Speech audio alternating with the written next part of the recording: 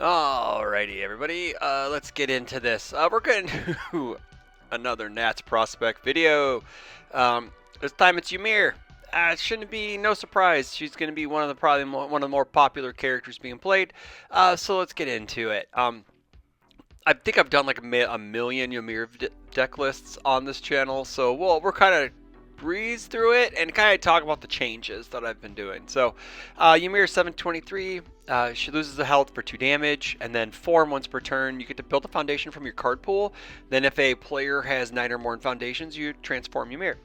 Ymir Jaw Titan gets 723 as always. You know, it's the same as her front side. No stat changes there, but she does get 2 speed on all of her attacks with a static. Enhance your attack, gain a health. Your attack gets 1. Your attack gets X damage. X equals the number of times you've gained health this turn. And then enhance commit, attack gets -3 speed. She is great. Like, she's just one of the most flexible characters in the game. She's a little, excuse me, suspect on her front side to just being blitzed out. She has no defense on her face. And sometimes you can just get stuck there if your rival won't cooperate or your deck doesn't cooperate. So let's get into the attacks. 3 copies of Rejuvenating Smash, 5 mid, 5 difficulty 3 check, 1 mid block. 4 mid 6, EX3 Fury Punch. We have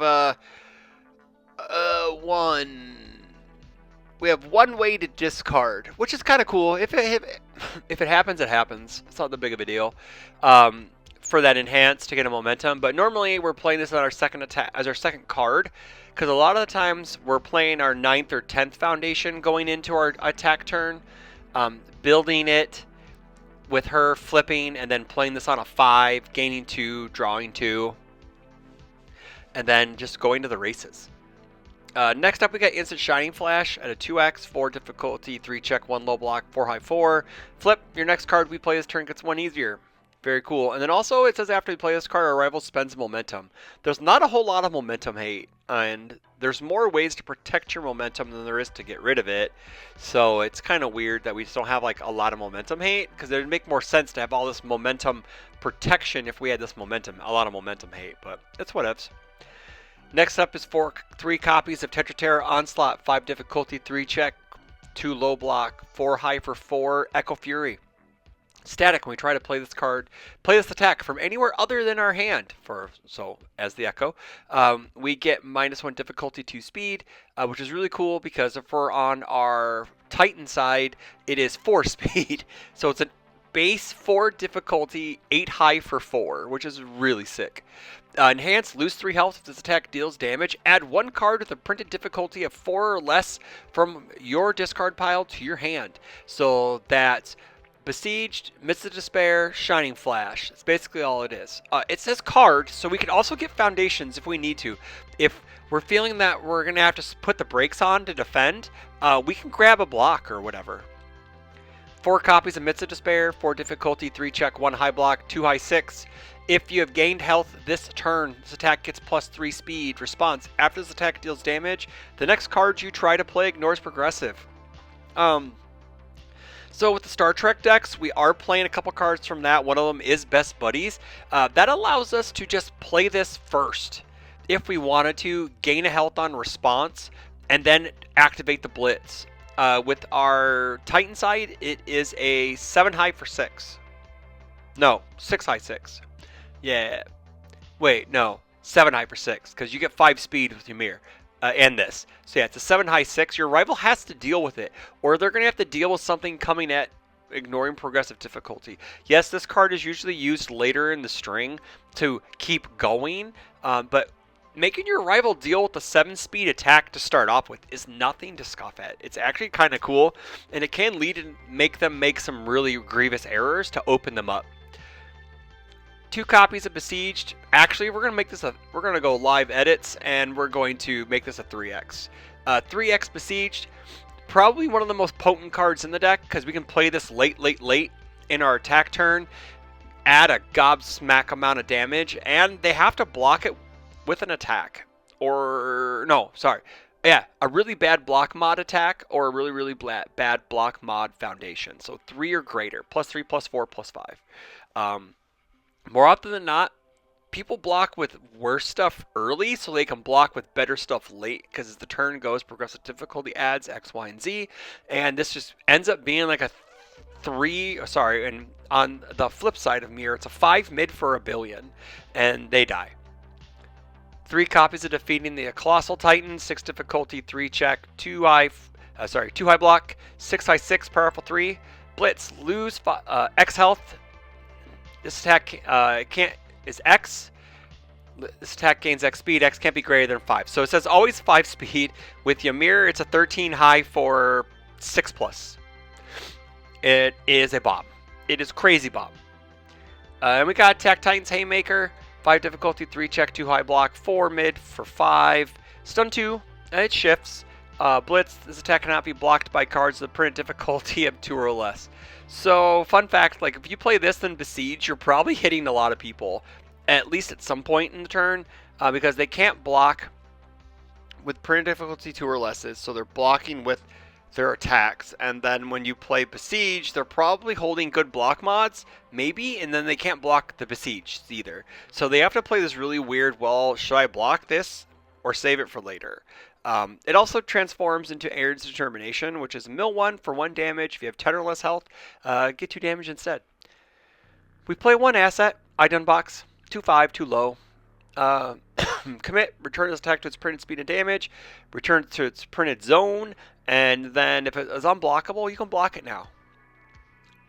And then from the Star Trek decks, we're playing 2 copies of Replicator Enthusiast. I'm not sure if she really needs this. This is for, like, this can really accelerate your builds, or it can get like a second Immortal Shapeshifter in, or maybe you need a second Same Old Field Rations, or, you know, maybe a Desperate Plea or whatnot. So this allows you just to accelerate your build and maybe flip a turn earlier.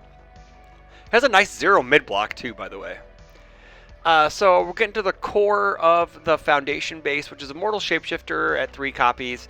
Since we are playing Best Buddies, we can play less copies of this now. We could probably play 4 and 4, but that's kind of overkill, I think. I think 3 and 2 or 3 and 3 is a good mix. 4 copies of New Training Method. We want a turbo build. This allows us to turbo build. Incredible Display. Allows us to return one of those sick block mods with a plus that we play with +0s or +1s back to our hand. Also, it cancels responses. Speaking of canceling, Macho Concealment, we love to cancel enhances on foundations. Vast Strength, because Determined Advance kills us. Yeah, Determined Advance sucks. It sucks to deal with. And our character defensively is blank most of the time against Determined Advance because, yeah, it's never going to get dropped below 6. So this allows us to at least do that. Also protects us against other nasty attacks. 3 copies of Pro Hero 10, 0, 0, 6, 1 high. One of the best foundations in the game for blocking and building. Same thing with Syndicate Target. We love 0/6 with really good block mods. And it helps us lose health defensively. So if we full block, we still take 1. Speed Hate, because we don't want to die.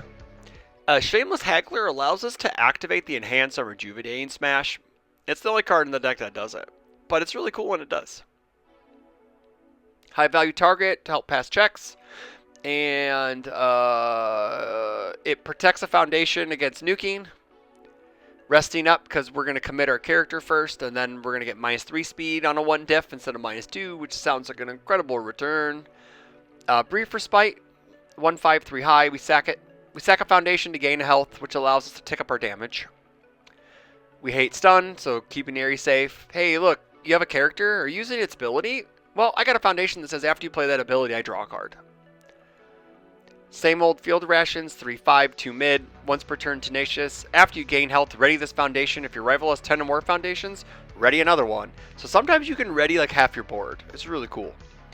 And speaking of readying half your board, Capture the Target probably could be a 2x, or it could actually just get cut for more other cards, like Same Old Field Rations, or Carbo Loading. So 1/5, 3 low, once per turn. If we have 3 or more attacks in our card pool, we ready it.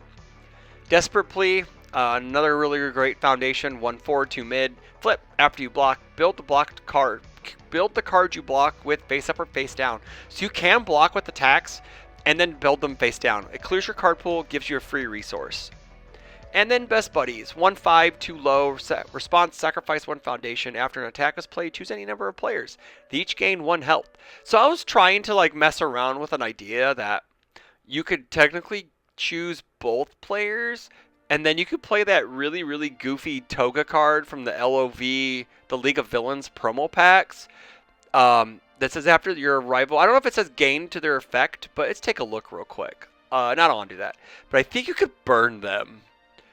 And also, it's kind of neat, and like I think, yeah, sure, it does sacrifice itself, but if they play an ability on a card more than twice, you can nuke it. So it actually may be kind of relevant in like the meta right now, because Immortal Shapeshifter gets used over and over again. Best Buddies does. It's actually really good against the meta, right? Like, if anyone has like I don't know, it has to be the same card, so it'd have to be like Immortal, Best Buddies, Brief Respite, stuff like that, where they can spam the ability off of it. But like, it's not that bad. Like, I would trade 1 for 1 if it's going to keep me alive, right? So, yep. And then we're moving on to the board. It's all throw hate. Last second dodge gives us -2 speed, and then loses throw. Evade and copy for those Deku 6s and for those nasty buoy decks. Face shield for more throws. Dragon strikes for board control. And more vast strengths because we hate determined advance, because we don't want to die to that. Alright guys, so that's the Ymir life deck for the Nationals prospects list. Don't forget to check out the playlist. There will be links to each deck in that. And then once all that's done, it will be a full folder on my UVS page. So on my UVSUltra page, which also I should probably just put the link to the folder in the description box, but I'd rather just link the deck itself. So that's all I got for you guys. Don't forget to like, share, comment, subscribe, hit those bells for notifications. Let me know what your plans are. How are you testing for Nats? How is your testing going for Nats? Are you excited? Like, what's your favorite pricing? I think all this stuff's pretty cool. I think the prize wall is really neat. I'm very like, I was gonna tank Nats to go play on the prize wall because I'm getting to Worlds via points.